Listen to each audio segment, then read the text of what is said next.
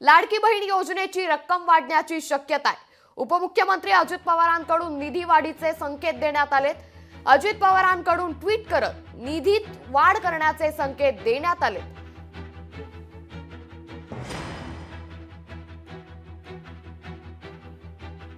दरम्यान अजित पवारांनी नेमकं काय ट्विट केलंय पाहूयात ग्राफिक्सच्या माध्यमातून। माझी लाडकी बहीण योजना टिकवणं शक्य नसल्याचं विरोधी पक्ष सांगतोय।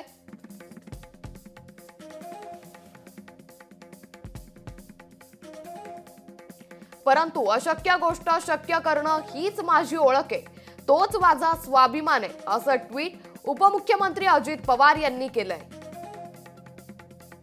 ही कल्याणकारी योजना विरोधकांना बंद पाडायची आहे, तसं त्यांनी स्पष्ट देखील केलंय, असं देखील ट्विट करत आता उपमुख्यमंत्री अजित पवार म्हणाले, ही योजना यशस्वीपणे राबवणं अशक्य आहे असं त्यांचं भाकीत आहे।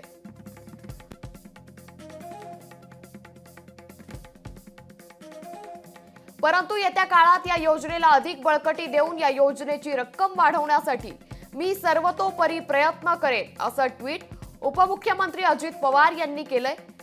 ही निवडणूक महिलांच्या हितासाठी आणि विरोधात असणाऱ्यांमध्ये, असं देखील ट्विटमध्ये उपमुख्यमंत्री अजित पवार यांनी म्हटलंय।